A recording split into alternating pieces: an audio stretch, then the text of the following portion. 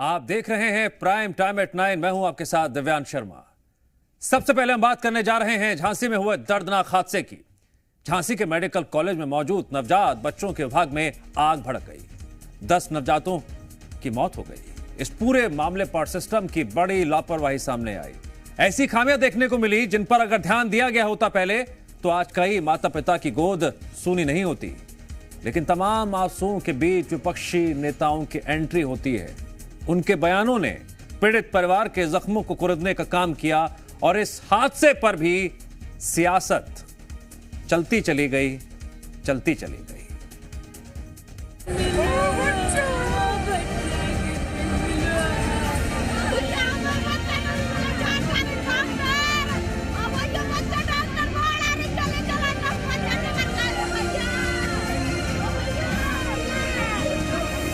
जिस अस्पताल में नई जिंदगियों ने किलकारी भरी, उसी अस्पताल में लापरवाही के चलते नवजातों की चिता बन गई।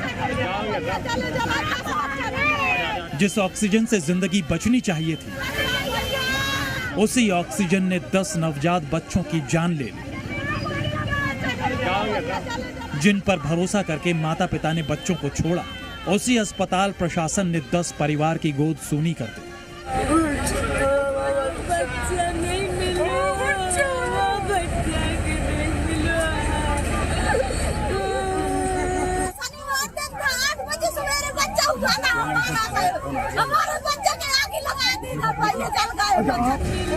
लापरवाही की इंतहा देखिए।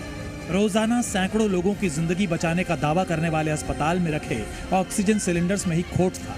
शुरुआती जांच में पता चला कि आग बुझाने वाले सिलेंडर रिफिल नहीं थे। कुछ 2020 तो कुछ 2023 से खाली पड़े हैं। घटना के बाद वार्ड में अफरा तफरी का माहौल बन गया। सिलेंडर से आग बुझाने का प्रयास किया गया तो वो काम नहीं कर रहे थे। आग लगते ही परिवारजनों ने अपने बच्चों की खोज शुरू की, लेकिन जब फायर एक्सटिंग्विशर से आग बुझाने का प्रयास किया गया तो उसमें रिफिल ही नहीं था। देख सकते हैं कि पीताम्बरा फायर सर्विस के नाम से ये है और इसमें जो ड्यू डेट है वो एक्सपायरी 24/7/2020 लिखा हुआ है। तो ये एक्सक्लूसिव तस्वीरें दिखा रहे हैं। साफ तौर पर देख सकते हैं कि 2020 से इन सिलेंडरों को जो है रिफिलिंग नहीं कराया गया। निश्चित तौर पर बड़ी लापरवाही यहाँ पर उजागर हुई है और ये बड़ा खुलासा जांच में हुआ है। जिस NICU में मौत की आग धधकी, वहां आने और जाने का एकमात्र रास्ता था। लिहाजा शोरों के बीच कुछ इस तरह से खिड़की तोड़कर रेस्क्यू दल घुसी और जिम्मेदारों का जवाब था कि जितना बचा सके उतना बचाया। NICU वार्ड में 54 बच्चे भर्ती थे और उसमें अचानक ऑक्सीजन कंसंट्रेटर में आग लग गई, जिसको बुझाने की कोशिशें की गई, लेकिन क्योंकि कमरा पूरा ही हाईली ऑक्सीजनेटेड रहता, क्योंकि सभी बच्चों को ऑक्सीजन चल रहा था, तो आग तुरंत फैल गई और उस पर जितना कोशिश की गई, जितना हम लोग कर पाए हमने कोशिश की। हादसे की खबर मिलने के बाद शासन प्रशासन में हड़कंप मचा। मौके पर रेस्क्यू टीमें दौड़ी, पुलिस और फायर ब्रिगेड का अमला हाजिर हुआ, लेकिन स्पेशल न्यूबॉर्न केयर यूनिट में मौजूद 49 बच्चों में से तब तक 10 की मौत हो चुकी थी। घटना के फौरन बाद राहत रेस्क्यू में तेजी लाने के लिए जांच के भी आदेश दे दिए गए, जिसमें स्वास्थ्य विभाग की तरफ से जांच की बात कही गई। पुलिस भी पूरे हादसे की जांच करेगी और साथ ही मजिस्ट्रेट जांच के भी आदेश दिए गए हैं। घटना कैसे हुई, किन कारणों से हुई, इस बात का हम पता लगाएंगे और यदि किसी स्तर पर लापरवाही पाई गई तो उसकी जिम्मेदारी भी हम तय करेंगे। उनके खिलाफ भी हम कड़ी कार्रवाई करेंगे, किसी को छोड़ेंगे नहीं। अब हादसा हुआ है तो जांच भी होगी, रिपोर्ट भी आएंगी, दोषियों के नाम भी गिनाए जाएंगे और उनकी सजा भी मुकर्रर होगी। लेकिन सबसे बड़ी बात यह है कि अस्पतालों में इस तरह के हादसे पहली बार नहीं हुए हैं और न ही हादसे होने के बाद किसी तरह का कोई सबक लिया गया।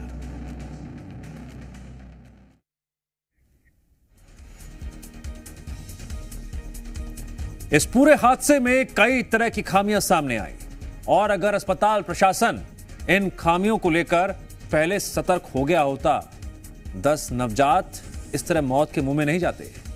सवाल यही, आखिर इन सब के लिए कौन कौन जिम्मेदार है और कब उनके खिलाफ सख्त से सख्त कार्रवाई की जाएगी।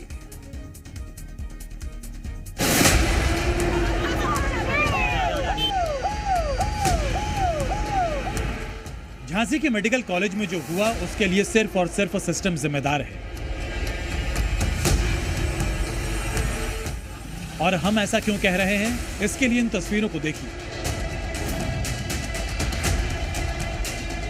दरअसल इस हादसे के बाद सुबह उप मुख्यमंत्री ब्रजेश पाठक झांसी के महारानी लक्ष्मीबाई मेडिकल कॉलेज पहुंचे, लेकिन उनके कॉलेज आने से पहले सड़क पर चूना डाला जाने लगा, जिसको लेकर विपक्ष ने सरकार पर जमकर हमला बोला। समाजवादी पार्टी ने सड़क पर चूना डालते हुए सोशल मीडिया साइट एक्स पर एक वीडियो शेयर करते हुए लिखा, झांसी में मासूम जिंदा जलकर मर गए, मौका मुआयना करने आ रहे निकम्मे, निर्लज्ज, बेशर्म और महाभ्रष्टाचारी के स्वागत अभिनंदन के लिए सड़क पर चूना डाला जा रहा है। रेड कारपेट भी बिछेगी बेशर्म के लिए। ऐसे बेशर्मों से जनता ऊब चुकी है और धक्के मारकर यूपी की सत्ता से बाहर फेंकने का मन बना चुकी है। मामले की खबर मिली तो डिप्टी सीएम भी अधिकारियों के इस कृत्य से नाराज हो उठे। डिप्टी सीएम ब्रजेश पाठक ने कहा कि जिन लोगों ने चूना डालने जैसा काम किया है, उनके खिलाफ सख्त कार्रवाई हो। हमारे पहुंचने से पहले कोई व्यक्ति सड़क के किनारे चूना डाल रहा है, जो कि बहुत ही दुखद है। मैं इसकी निंदा करता हूं और जिलाधिकारी महोदय से कहता हूं कि ऐसे व्यक्ति को चिन्हित करें, जिसने चूना डलवाया उसके खिलाफ से कड़ी कार्रवाई करें। हम इसे बिल्कुल स्वीकार नहीं करेंगे। झांसी की घटना ने सूबे के मुख्यमंत्री से लेकर देश के प्रधानमंत्री तक सबको झकझोर कर रख दिया है। प्रधानमंत्री मोदी ने घटना पर शोक जताते हुए लिखा, हृदय विदारक। उत्तर प्रदेश में झांसी के मेडिकल कॉलेज में आग लगने से हुआ हादसा मन को व्यथित करने वाला है। इसमें जिन्होंने अपने मासूम बच्चों को खो दिया है, उनके प्रति मेरी गहरी शोक संवेदनाएं। देश के प्रधानमंत्री को मासूमों की मौत ने झकझोरा तो सीएम योगी भी अपनी भावनाएं छिपा नहीं पाए। मेरी संवेदना उन सभी परिजनों के प्रति है जिन्होंने अपने मासूम बच्चों को खोया है, और मुझे लगता है कि संवेदना के इस क्षण में हमारी संवेदना इस प्रकार की दुखद और दुर्भाग्यपूर्ण घटनाओं के प्रति होनी ही चाहिए। लेकिन इस दर्दनाक और भयावह हादसे के बाद भी विपक्ष को इसमें भी सियासत नजर आई। एक तरफ राशिद अल्वी ने सीएम योगी के इस्तीफे की मांग कर डाली, तो समाजवादी पार्टी के प्रवक्ता ने 2 पायदान नीचे गिरते हुए पूरे मुद्दे को देव दीपावली से जोड़कर इसे धार्मिक रंग देने की कोशिश की। इतनी गैर जिम्मेदाराना हरकत हॉस्पिटल्स के अंदर अगर हो रही है, तो इससे अंदाजा किया जा सकता है कि उत्तर प्रदेश का क्या हाल है। इसके लिए उत्तर प्रदेश की सरकार जिम्मेदार है। योगी आदित्यनाथ अगर सचमुच अपने आप को योगी मानते हैं, तो उन्हें मुख्यमंत्री पद से इस्तीफा दे देना चाहिए। झांसी में अस्पताल में एक साथ एनआईसीयू में इतने बच्चों की जो मौत है, आदरणीय मुख्यमंत्री जी, इन दीपों से क्या किसी उत्तर प्रदेश के गरीब परिवार में, कुटिया ने, झोपड़ी में कोई रोशनी जलाने का काम आपने किया? अस्पताल में हुआ हादसा जितना दर्दनाक है, उतना ही संगीन है। और ऐसे हादसे में हो रही सियासत ने उन लोगों के जख्मों पर नमक छिड़कने का काम किया है जिन्होंने अपने कलेजे के टुकड़े को खो दिया है, जिनकी उजड़ी दुनिया को दोबारा बसाने की ताकत किसी में नहीं है। झांसी से जितेंद्र सोनी और मयूर शुक्ला के साथ ब्यूरो रिपोर्ट, जी मीडिया।